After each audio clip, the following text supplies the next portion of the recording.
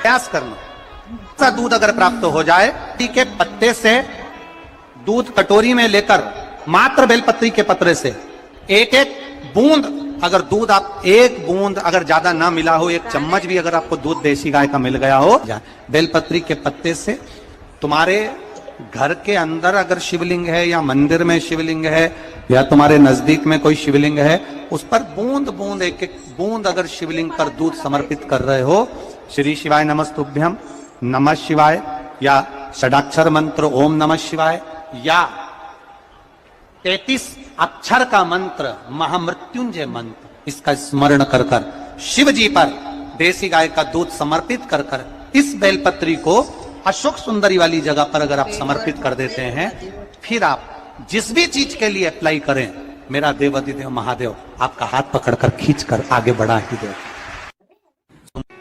जिसके घर में संपदा की कमी होती है, जिसके घर में कर्जा बढ़ जाता है, लक्ष्मी नहीं आती, बहुत टेंशन की जिंदगी जीता है मनुष्य, व्यापार चल नहीं रहा, बहुत तकलीफ का जीवन चल रहा होता है, तो आज भी नियम है महाराज कि सोमवार शुक्रवार ये 2 वार ऐसे हैं, इन 2 वार को यदि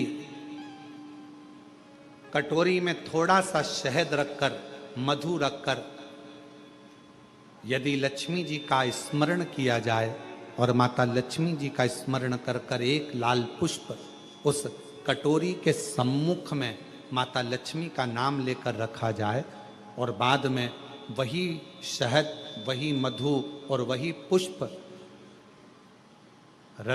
सोमवार का दिन और शुक्रवार के दिन लक्ष्मी का पूजन कर कर, स्मरण कर कर, दूसरे दिन शुक्रवार के दिन पूजन करें, शनिवार के दिन उस मधु का, उस पुष्प का विसर्जन करें, सोमवार के दिन पूजन करें लक्ष्मी जी का स्मरण कर कर, और मंगलवार के दिन अगर विसर्जन करें, 5 या 7 सोमवार या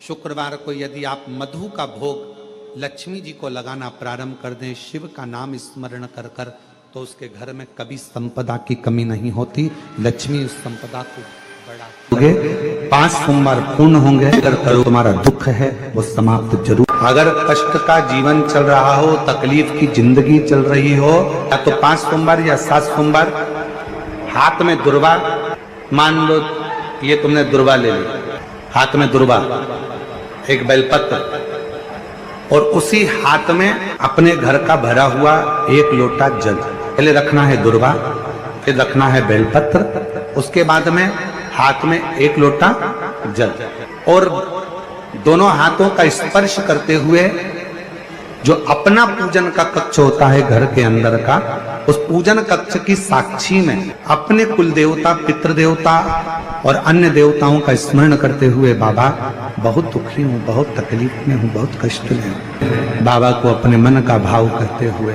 हृदय से प्रार्थना करते हुए अपने घर के मंदिर से निकल कर फिर उस जल को लेकर शिवालय तक जाओ और दक्षिण की ओर खड़े होकर उत्तर की ओर मुख कर कर जल समर्पित करो। बेलपत्र और दुर्वा दोनों को अशोक सुंदरी वाली जगह पर चढ़ा दीजिए। अशोक सुंदरी की जगह तो सबको मालूम है ना। चढ़ा हुआ थोड़ा सा जल लेकर आओ, घर के दरवाजे पर उसका छींटा दे दो, लेपन कर दो, और बाबा से 5 सोमवार नियम से आप दुर्वा, बेलपत्र और जल का प्रयोग अगर करोगे, 5 सोमवार पूर्ण होंगे, जो तुम्हारा दुख है वो समाप्त जरूर होगा, शिव करुणा जरूर। सोमवार के दिन भगवान शंकर को अगर जल चढ़ाया जाता है तो हमारे घर में शीतलता का अनुभव होता है। अंतर्गत पहुंची और एक प्रकाश नजर आ रहा है। स्वप्न में ऐसा लगा कि मंदिर में गई और एकदम उजाला दिखा, समझ लेना कि तुम्हारा दुख कोई बड़ा था। मेरा शंकर स्वप्न में आकर याद कर कर तुम्हें काट कर जा हार चुके हम जिंदगी से, वो कटी ही नहीं रहा। थोड़ा ठीक होता फिर दुख आता, फिर ठीक होता फिर दुख आता। तो शिव और शक्ति का स्मरण करो। बेलपत्री के पेड़ के नीचे जब भी घी का दिया लगाने जाओ तो 2 बाती एक ही दिए के अंदर एक चावल का दाना उसमें डालकर अपनी कामना कर कर फिर जलाओ। 3 या 4 सोमवार करके देख लो क्या जा रहा है। मान लो कोई ऐसा दुख आ ही गया कि वो कटने का नाम ही नहीं ले रहा। श्रावण के महीने में केवल शंकर जी की आराधना होती है, और भादों के महीने में शंकर भगवान, पार्वती मैया, गणेश जी, सदानंद कार्तिकेय जी, अशोक सुंदरी, भगवान शंकर की 5 बेटियां जया, विषहरा, श्यामली बारी, दौतली, देव, ये सब प्रसन्न होती है। ये फुलेरे में जो मालाएं लगती हैं, ये फुलेरे में जो फूल की मालाएं लटकाई जाती है, ये भगवान शंकर की बेटियों के भाव से तुमरुका जी बाच रहे हैं उसको। जिन तुमरुका जी का घोड़े का मुंह है, शरीर सुंदर है, मनुष्य का है, देव ऋषि नारद जैसी बीणा है उनके हाथ में, एक हाथ में करताल है, वो तुमरुका जी, वो तुमरुका जी जो शिव महापुराण की कथा को कर रहे हैं, बाच रहे हैं, सुना रहे हैं। अब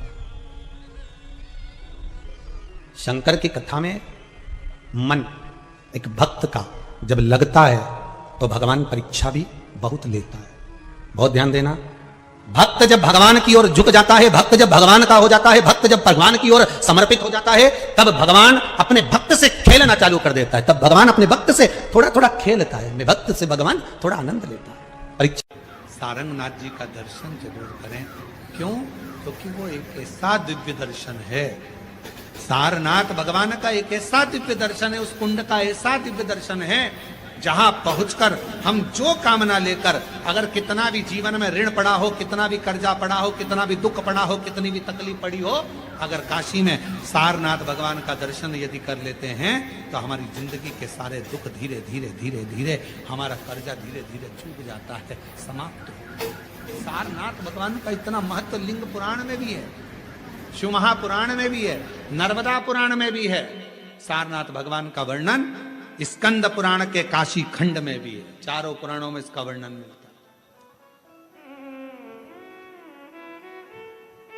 और यदि संसार का कोई व्यक्ति अगर मान लो काशी में जाकर सारनाथ भगवान का दर्शन ना कर पावे और उसकी जिंदगी में बहुत कर्जा है, इतना भी धन नहीं है कि काशी जाकर सारनाथ भगवान का दर्शन करे, तो शिव महापुराण की कथा कहती है अगर बन सके तो 5 बेलपत्र, 5 दुर्वा, 5 कनेर का पुष्प, 5 काली तिल हाथ में रखकर सारनाथ भगवान का स्मरण कर कर भगवान शंकर के मंदिर में शिवलिंग पर समर्पित करें, और शिवलिंग पर समर्पित कर कर सारनाथ भगवान का स्मरण कर कर लोटा भरकर जल शिव को समर्पित करें। उसी का थोड़ा सा जल झेल कर लेकर आकर अपने घर व्यापार के ऊपर छिड़कना प्रारंभ करे।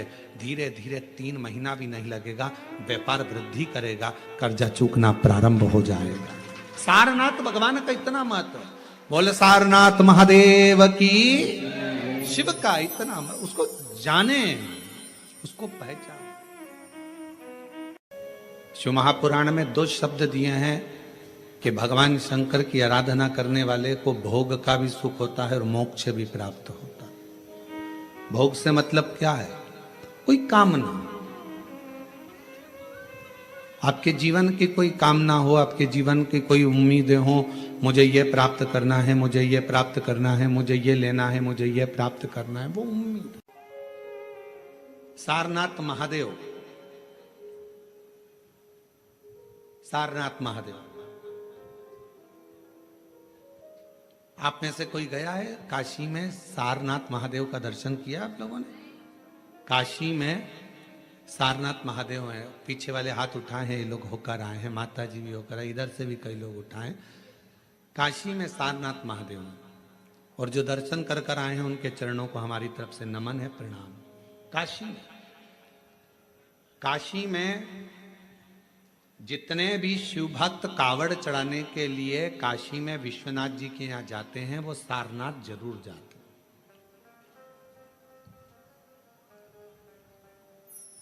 कौन है ये? कहा एक सारंग ऋषि काशी के नजदीक में रहते थे, भ्रमण किया करते थे, काशी के आसपास का घुमा करते थे। एक दिन सारंग ऋषि के मन में भगवान विश्वनाथ जी को दर्शन करने का भाव प्रकट हो गया।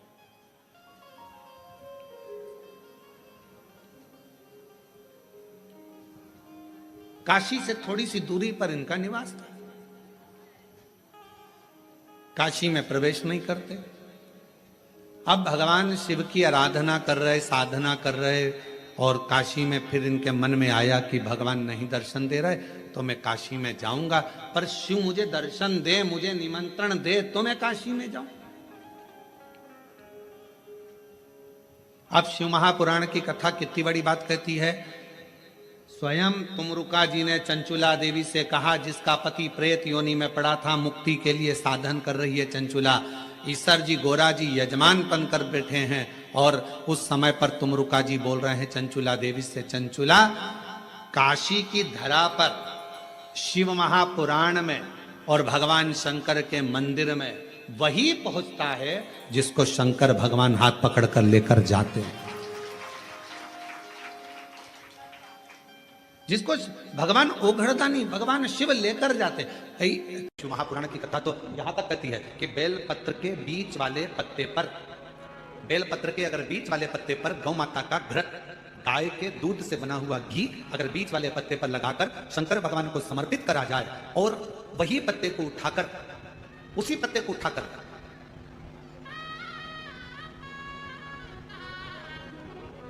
भगवान शिव जी का प्रतिवशेश्वर नाम लेकर, अगर वही पत्ता उठाकर कोई बहुत नशे में धुत अगर व्यक्ति रहता है और उस व्यक्ति को प्रत्येक सोमवार को एक पत्ता गाय के घी का बीच वाली पत्ती पर लगाकर शिव को चढ़ाकर प्रतिवशेश्वर नाम भगवान का धारण कराकर उस पत्ते को वापस लाकर नशा करने वाले व्यक्ति को अगर ज्यादा से ज्यादा 11 सोमवार भी अगर वो पत्ता खिला। शिव महापुराण तो यहां तक कहती है कि आपका कोई काम अटक रहा है, कोई काम नहीं हो रहा, बहुत परेशान हो गए, बहुत थक गए उस काम के लिए, सबके हाथ भी जोड़ लिए, सबके पास होकर आ गए, पर वो काम बढ़ ही नहीं रहा, तो निवेदन करते हैं, घी के दिए में काली तिल डालकर सोमवार के दिन शंकर जी के मंदिर के सामने तुमरुका जी का नाम लेकर दिया लगाकर, जिस काम को तुमने दुनिया के आगे कहकर देख लिया, कर कर देख लिया, नहीं हुआ, उस कार्य को एक बार दिया लगाकर निवेदन कर कर फिर जाकर देखना, काम आगे बढ़कर ही रहेगा, छूटेगा। कि शंकर पर जल चढ़ाने का क्या लाभ है। शिव महापुराण कहती है, अगर एक दिन, शिव महापुराण की कथा कहती है, सोमवार के दिन भगवान को अगर लोटा भरकर शिव को समर्पित करा जाता है तो घर में तेज लक्ष्मी प्राप्त होती है। पूरी दुनिया में केवल एक बेलपत्र का वृक्ष कैसा होता है, जिस वृक्ष के नीचे माता लक्ष्मी शाम के समय पर बुआरी लगाने के लिए जाती है, झाड़ू लगाती है। बेलपत्री के पेड़, बेलपत्र का वृक्ष, जिसके यहाँ लक्ष्मी नहीं टिकती हो, पैसा घर में नहीं आता हो, बहुत चिंता लगी रहती हो, लक्ष्मी से जुड़ी हुई, व्यापार से जुड़ी हुई, पैसा आ ही नहीं गया, बहुत मेहनत कर रहे हो, सोमवार की सोमवार 5 सोमवार बेलपत्री के पेड़ के नीचे एक घी का दिया लगाना चालू कर दीजिए। शाम के साथ थोड़ी सी मिट्टी बेलपत्री के पेड़ के नीचे की उठाकर लिया, घर के अंदर लाकर इतनी सी मिट्टी लाकर पटक दीजिए। 5 सोमवार करके देखो, छठे सोमवार पे करने की जरूरत नहीं पड़ेगी, व्यापार का चालू हो जाएगा। लक्ष्मी शाम के समय पर प्रतिदिन बेलपत्र के पेड़ के नीचे बुआरी लगाना। अगर तेरे घर में लक्ष्मी नहीं आ रही हो तो कमल गट्टे को पानी में डाल शिव जी को चढ़ा कर, कमल का फूल बाजार में मिल रहा हो, जब तक कमल का पुष्प बाजार में मिले तब तक एक कमल का पुष्प सोमवार की सोमवार शंकर को चढ़ाना चालू कर दे। सोमवार को नहीं चढ़ाए तो प्रदोष को चढ़ा, और शंकर की भक्ति कर, और कमल का फूल ना मिले तो कमल गट्टा पानी में डाल, उस पानी को शंकर पर चढ़ा, और चढ़ा देख, क्योंकि शिव के चरणों में रहने के लिए माता ख्याति ने लक्ष्मी देना चाहिए, और लक्ष्मी जी को भगवान शंकर ने नारायण को दे दिया। अगर वही कमल के पुष्प पर लक्ष्मी का निवास होता है, इसलिए दीपावली पर कमल का फूल शिव जी को, भगवान माता लक्ष्मी को समर्पित होता है। कमल का पुष्प मेरे भगवान विष्णु ने शंकर भगवान को सावन के महीने में 108 दिए थे। वो पुष्प का फल इतना मिला कि भगवान विष्णु को सुदर्शन चक्र मिल गया था। सुदर्शन चक्र किसका था? भगवान शंकर का।